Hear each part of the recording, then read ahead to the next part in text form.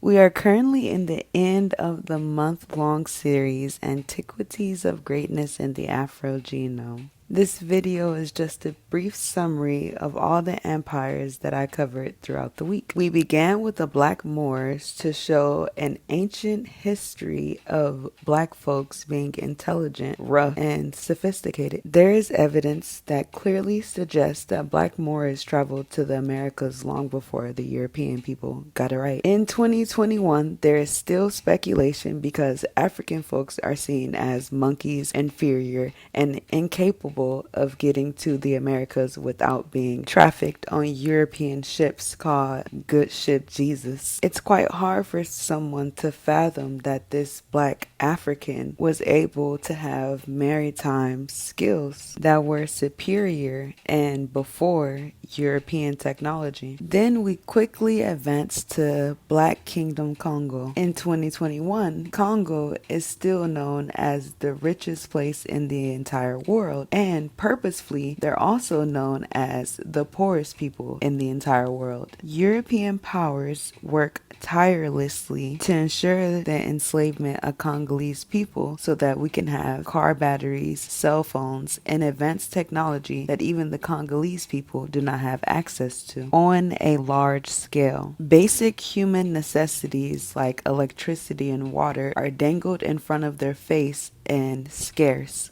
However, European occupants live their best lives on that African soil, while their neighbors are struggling and suffering due to their happiness, which is fundamentally embedded in the genocide and subjugation of all African people. We then progress to this theory of a black centralized government. European authorities constantly tell us that Africa was filled with tribes, not nations, and that the people were primitive rather than intellects. They also want us to believe that Africa was full of chaos and disorder rather than a controlled, centralized government founded on traditions of royalty and principles. Next, we went on to prove that that theory was irrelevant and made up. In Black Brazilian kingdoms, we talked about maroon communities which were established by folks who were forced into the dehumanization experiment across the transatlantic. Maroon communities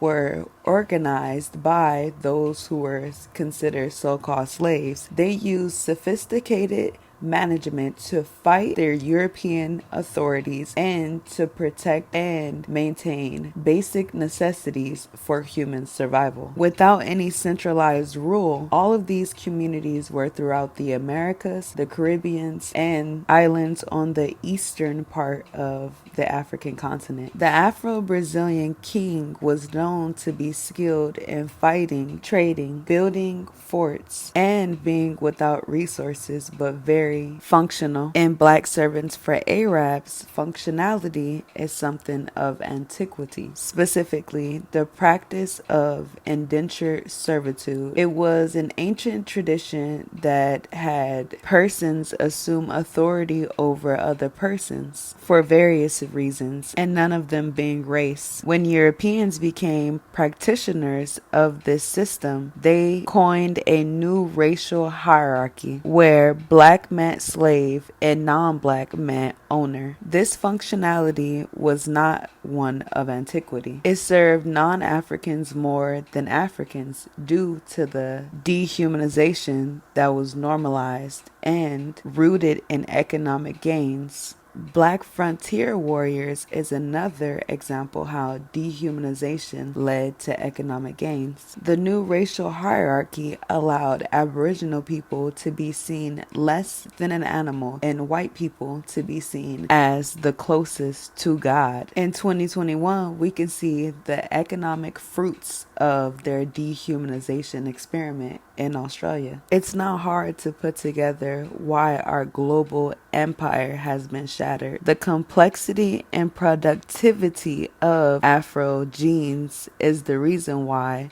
non-blacks want to put us in this infantile category when our history has been nothing short of greatness and triumph. This history isn't just black history. It's the history of the entire world. It's the history of the Homo sapien race, which originated in Africa. This history is a history of dignity being challenged by demons. It's easy to manipulate folks with white lies, but truth is virtually impossible to hide. The Afro genome is the most dapper of them all. Anyone refuting this statement must not know the genetic and historical testaments. This message isn't for everybody. It's for those with eyes to see and ears to hear. This is for genes like yours. Appreciate you.